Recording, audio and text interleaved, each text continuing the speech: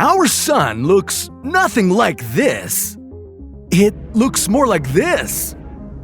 If you've always thought our sun was a bright yellow ball of fire, you were wrong. For starters, it's not yellow, it's green. Sort of. Scientists determine the temperature of a star by the color spectrum it emits. Each color has its own wavelength, and astronomers measure those wavelengths to tell how hot a star is. Cooler stars appear red, the hottest of the stars look blue. Our sun emits most of its energy at a wavelength that's close to green. But because it also emits other wavelengths, all these colors mix together, and your eyes see this vibrant mixture as white. That is, if you look at the sun from the International Space Station. From here on Earth, the sun looks yellow because our atmosphere is really good at scattering blue light. And with all that blue wavelength gone, all the other colors combine into yellow. If our star was actually yellow, it would be about 800 degrees Celsius cooler, our solar system's habitable zone would shrink, and Earth would become a frozen, lifeless rock. But that's not the only thing you were wrong about. The sun is hot, but it's not on fire. Burning is a chemical reaction of oxygen with fuel. Like most stars out there, our sun is a ball of gas, mostly made up of hydrogen and helium. It doesn't have much oxygen in it. Instead, it works more like a gigantic nuclear reactor, constantly fusing hydrogen atoms to create helium inside its core. This process releases enormous amounts of energy, and that's why the sun is so scorching hot. Speaking of setting things on fire, let me tell you about explosions in space. Yeah, these aren't real. A spaceship can't go down in a violent blast because there's no air out there in space. No air means no oxygen, and no oxygen, well, as you already know, means no fire. Sorry, Star Wars fans. It may seem that there are too many stars in the night sky for you to count, but actually, you can. Although scientists at Harvard have already done it for you. According to the Yale Bright Star Catalog, there are 9,110 stars that you can see from Earth with the naked eye. Try to count them all for yourself. Movies make it look like you need to be an extremely skilled pilot to navigate the asteroid belt, but that's not true. The asteroid belt isn't some thick obstacle course of death. It does have trillions of space rocks that range in size from space dust to a quarter the size of the moon.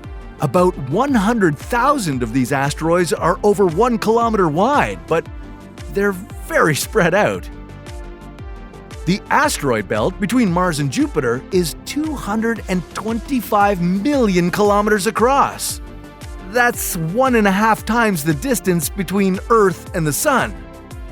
And this spreads the space rocks millions of kilometers apart. It's almost impossible for a spacecraft to collide with one. If you were thrown out of the airlock into the vastness of space, you wouldn't turn into a popsicle right away.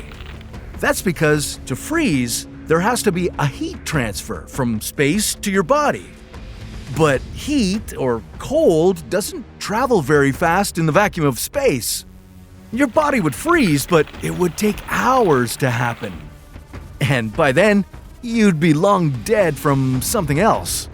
And no, you wouldn't explode in space either. You would inflate, though.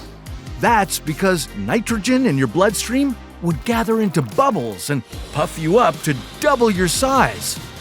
But that's not what's going to kill you. It's the lack of oxygen. After 15 seconds in space, your brain wouldn't get enough oxygen through your blood, and you'd lose consciousness. After 2 minutes in space, your other organs would start to shut down one by one. Game over. Space seems incredibly cold, but it's not. In reality, space doesn't have a temperature at all. Temperature is defined by the speed at which particles move and the amount of energy they have. In the true vacuum of space, there are no particles to move around. That's why the vacuum is temperatureless. Of course, outer space isn't a perfect vacuum. It still has particles and radiation to produce heat. Some areas of space are actually really hot, like the space around stars. But the further away you get from stars, the more spread out the particles are, making those areas of space pretty chilly. Some dense gas clouds can get as cold as minus 263 degrees Celsius. Mercury is the closest planet to the Sun, but surprisingly, it's not the hottest. It is extreme, though. During the day, the surface temperature reaches 430 degrees. And at night, it drops to minus 180. Oof! But the most hellish planet in the solar system is Venus. You see, Mercury doesn't have an atmosphere to retain all that heat from the sun. The Venusian atmosphere, on the other hand, is very thick and it creates a greenhouse effect. It's like global warming on steroids. And it makes Venus a hot hell with a surface temperature of about 475 degrees.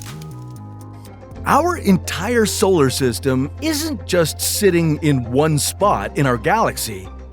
It's hurtling through space at 220 kilometers per second. That's 7 times faster than the speed that Earth revolves around the Sun.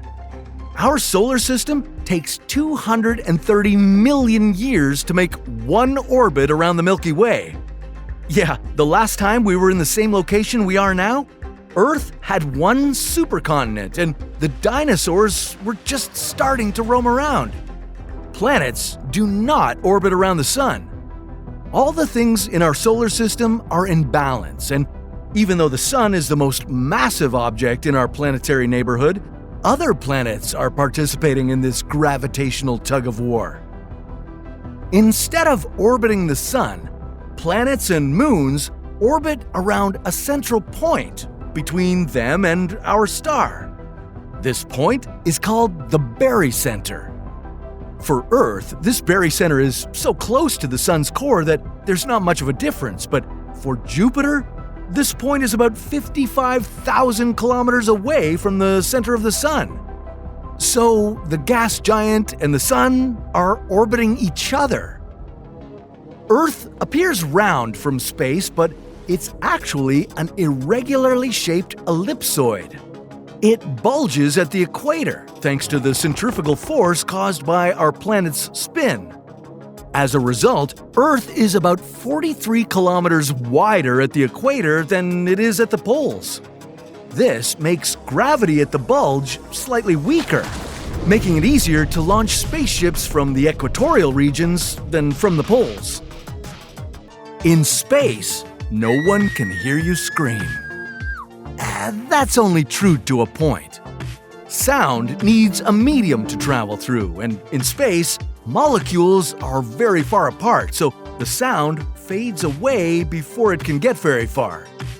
All the cosmic catastrophes, supernovas, and colliding black holes go quiet before you can hear them. But some places in space have a lot of particles for sound to travel through. Like the hot gas cloud around the black hole at the center of the Perseus galaxy cluster. It has so much gas that you can actually hear the black hole. This is what it sounds like.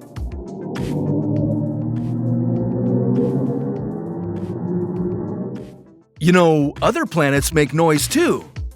If you could hear them, do you know what they would sound like? Well, that's a story for another What If.